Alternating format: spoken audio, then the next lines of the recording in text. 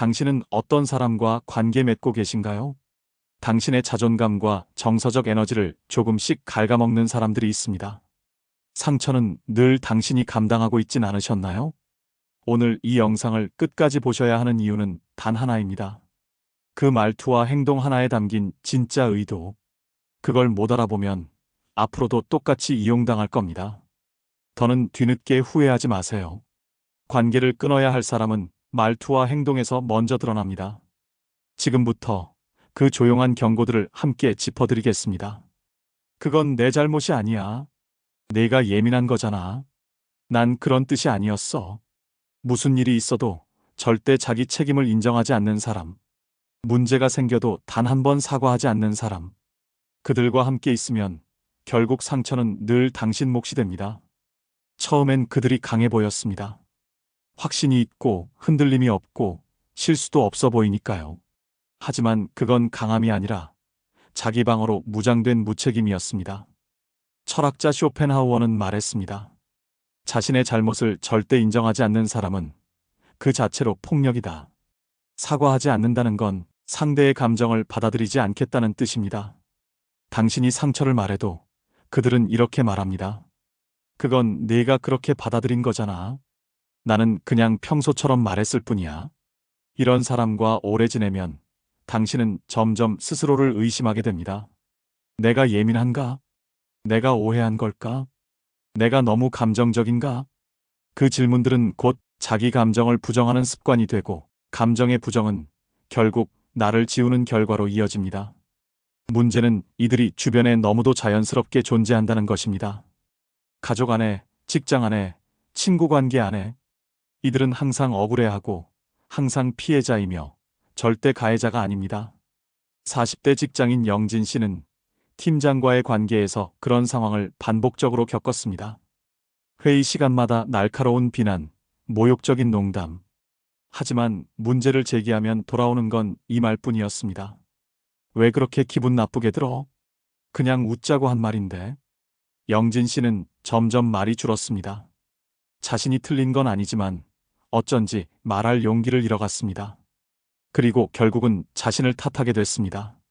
내가 너무 예민한 건가? 내가 참아야 하는 건가? 여기서 중요한 건 영진 씨가 감정을 과하게 표현한 것도 아니고 싸우자고 말한 것도 아니라는 점입니다.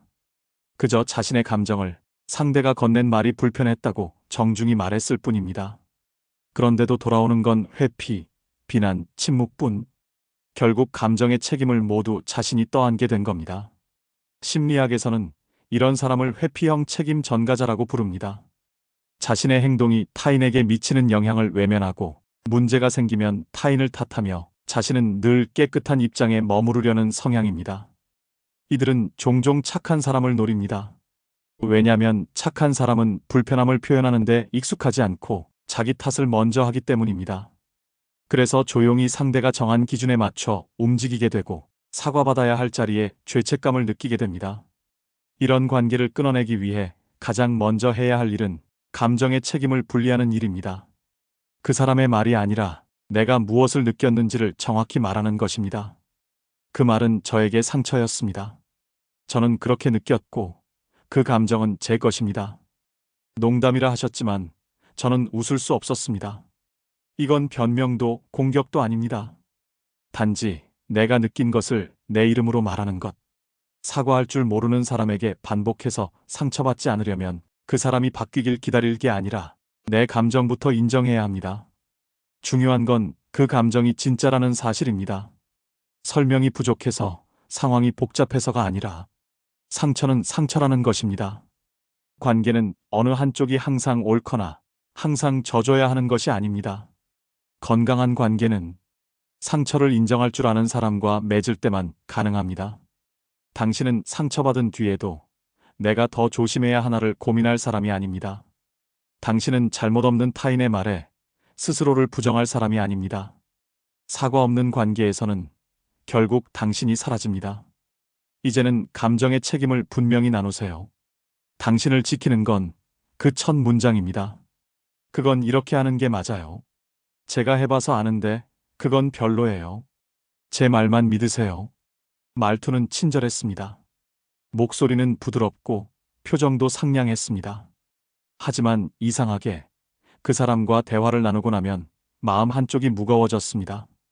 그건 조언이 아니라 지배였습니다.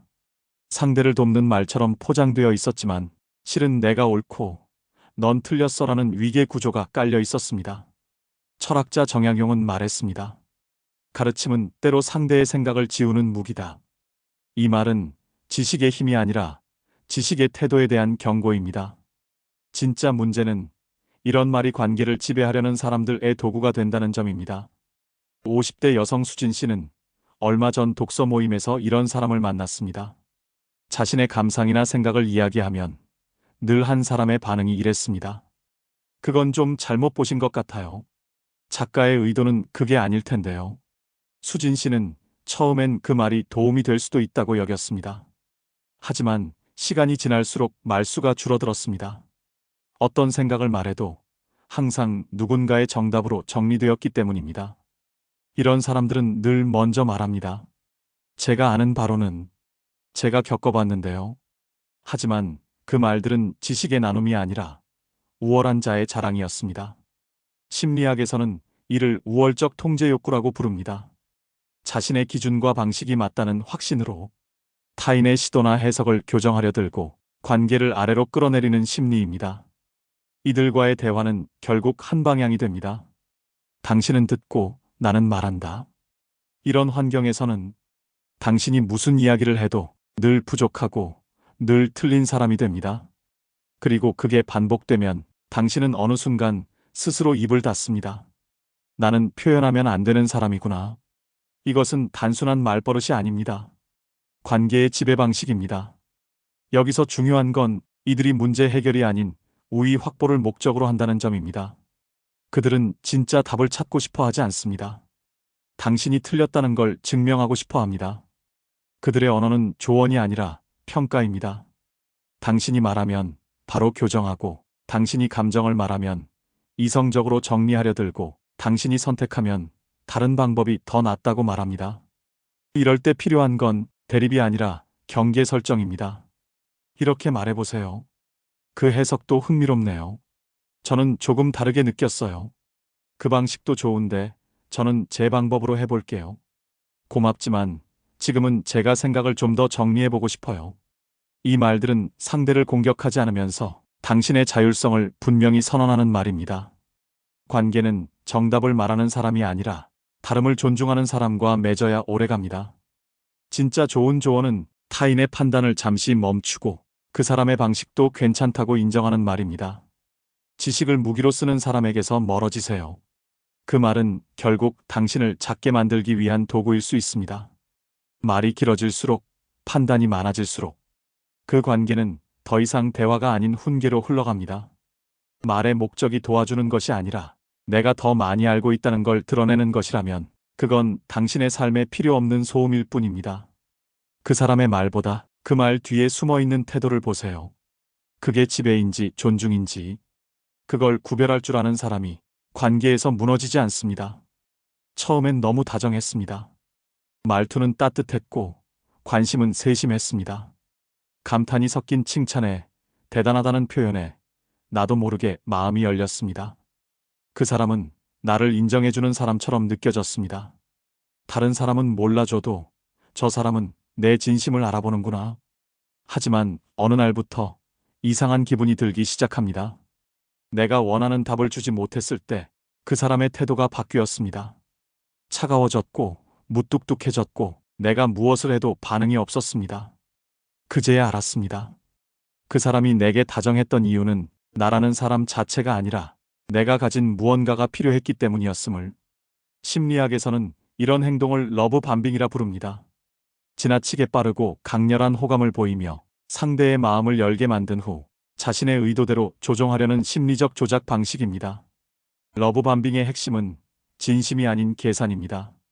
칭찬은 도구였고 다정함은 포장지였습니다. 그리고 그 포장을 벗긴 순간 그 사람의 본심이 드러납니다.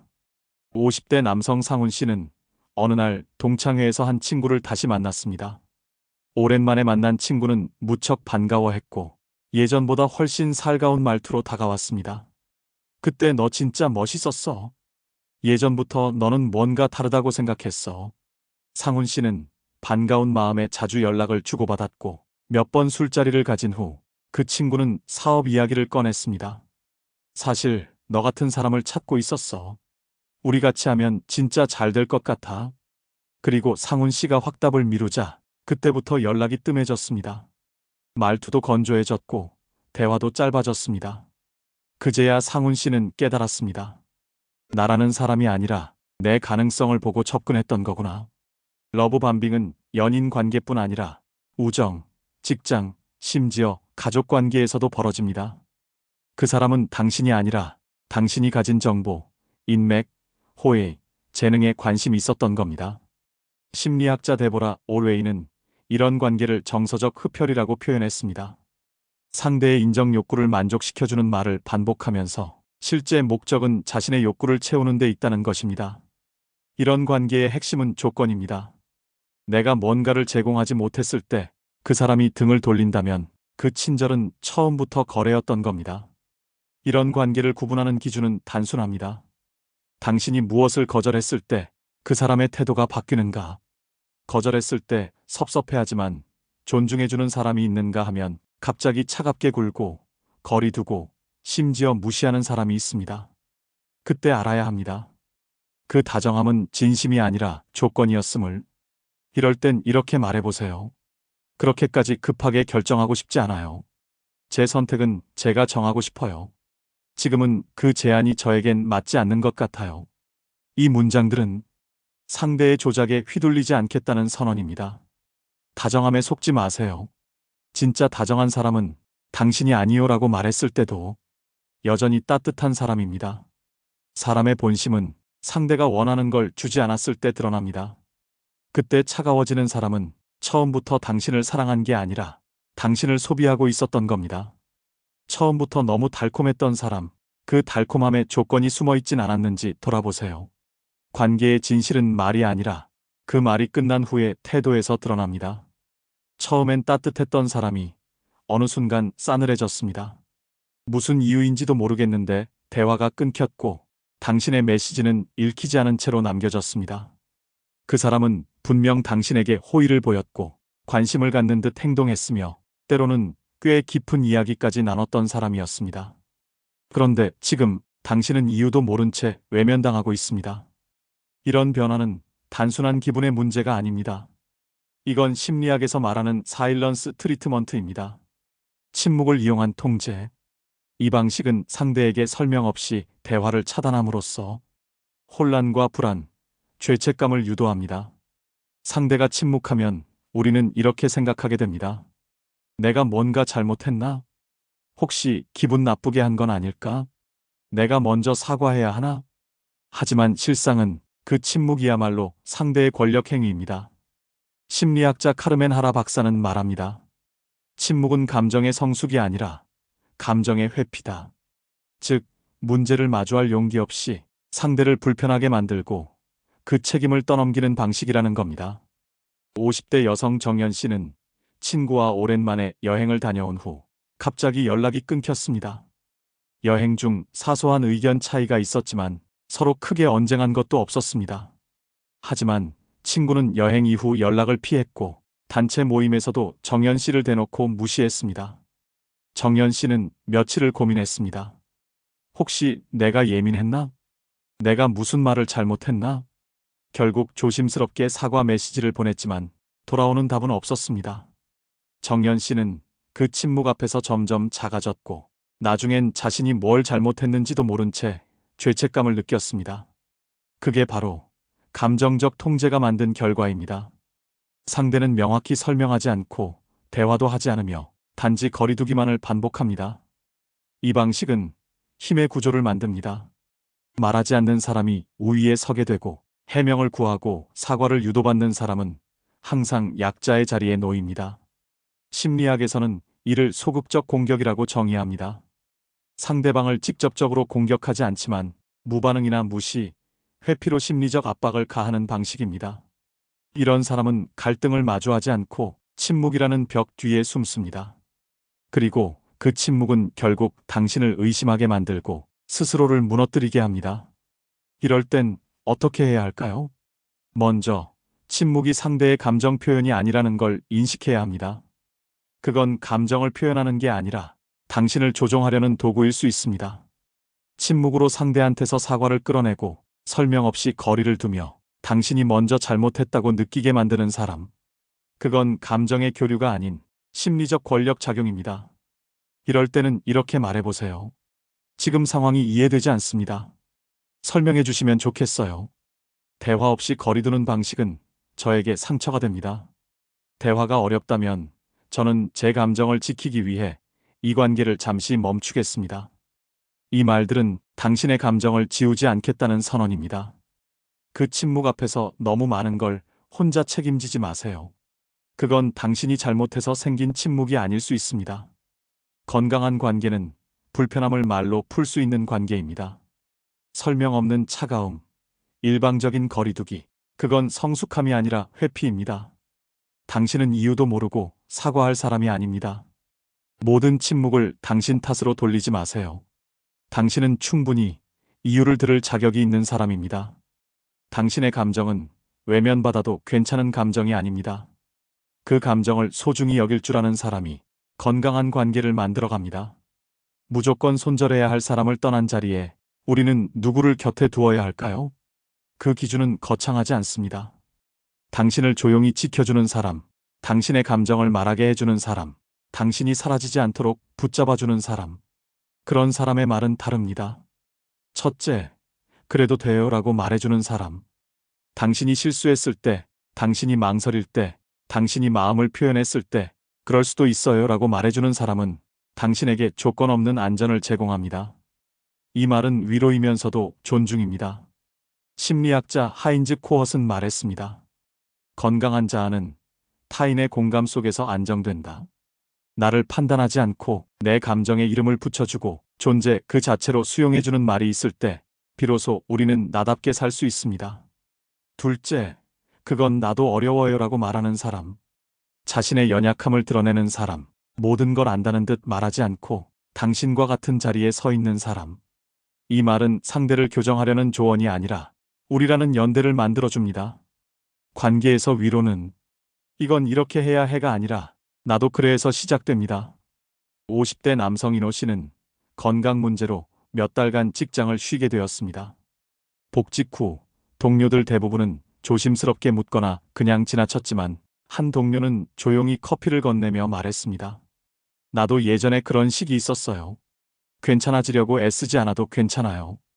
그 말은 조언도 위로도 아니었지만 인호 씨는 그 순간 눈물이 날 뻔했다고 말했습니다. 그 말은 지시가 아니라 함께였기 때문입니다. 셋째, 그 말, 기분 나빴을 것 같아요 라고 말해주는 사람. 당신이 겪은 일을 듣고 당신의 감정을 대신 말해주는 사람. 그 말은 공감 그 자체이고 동시에 당신이 미처 챙기지 못한 자존감을 회복시켜줍니다. 이 말은 감정의 존중이자 당신이 옳다는 선언이기도 합니다. 심리학에서는 이를 정서적 대변이라 부릅니다. 상대의 감정을 자신의 말로 다시 들려주는 기술입니다. 이 기술은 단순한 위로 이상의 의미를 가집니다. 그 사람의 감정을 세심하게 받아들이고 다시 전달해 줌으로써 상대가 자신을 더 명확하게 이해하게 도와주는 방식입니다. 이 세 가지 말은 다정한 말투가 아닙니다. 당신을 있는 그대로 존중하는 태도입니다. 사람은 결국 말에서 드러납니다. 말의 선택, 말의 리듬, 말이 만들어내는 감정. 당신이 가장 편하게 말할 수 있는 사람, 당신의 말이 끊기지 않도록 기다려주는 사람, 당신이 말하지 못한 감정까지 헤아려주는 사람. 그런 사람이 곁에 두어야 할 사람입니다. 말을 많이 하는 사람이 아니라 당신의 말을 끝까지 듣는 사람. 당신을 살리는 말은 조용하고도 분명합니다. 그 말은 당신을 교정하려 들지 않고 지켜보며 함께 있어줍니다. 상대의 말 앞에서 자주 작아졌다면 이제는 그런 말이 아닌 당신을 세워주는 말을 곁에 두세요. 우리는 타인의 언어 속에서 살아갑니다. 그리고 그 언어는 당신이 어떤 삶을 살아갈지에 큰 영향을 줍니다. 당신은 정답을 말하지 않아도 되는 사람입니다. 이해받기 위해 설명을 늘어놓지 않아도 되는 사람입니다. 그저 존재만으로도 존중받아야 할 사람입니다. 이제 당신 곁에 그런 사람이 있길 바랍니다. 그리고 당신도 누군가에게 그런 사람이 되어주길 바랍니다. 지금까지 우리가 살펴본 4가지 유형의 사람들. 사과하지 않는 사람, 가르치려 드는 사람, 감정을 조작하는 사람, 그리고 침묵으로 통제하는 사람. 이들은 단지 불편한 사람을 넘어서 당신의 자존감과 심리적 에너지를 끊임없이 침식시키는 사람들입니다. 그 관계 속에서 당신은 얼마나 자주 참아왔고, 얼마나 자주 내가 예민한가? 를 고민하셨나요? 하지만 이제는 그 감정이 당신만의 문제가 아니었음을 알아야 합니다. 진짜 문제는 상대의 말과 태도가 당신을 지우고 있었다는 사실입니다. 그들에게서 벗어난 자리에 이제는 당신을 살리는 사람을 두세요. 그래도 돼요라고 말해주는 사람, 나도 어려워요라고 함께 주저앉아주는 사람, 그건 기분 나빴을 것 같아요라고 감정을 지켜주는 사람. 그런 사람과 맺는 관계만이 당신의 일상을 건강하게 지켜낼 수 있습니다. 당신은 더 이상 상처 주는 사람을 이해하느라 자신을 지우는 사람이 아니어야 합니다. 이 영상이 당신의 감정을 더 이상 외면하지 않도록 한 사람이라도 더 전해지길 바랍니다. 혹시 당신은 어떤 경험이 있으셨나요? 당신의 이야기를 댓글로 들려주세요. 그리고 누군가에게 이 영상이 필요하다면 지금 공유해주세요. 다음 영상에서 당신의 마음을 더 깊이 들여다보겠습니다. 구독과 알림 설정도 잊지 마세요. 당신의 경계와 자존을 응원합니다.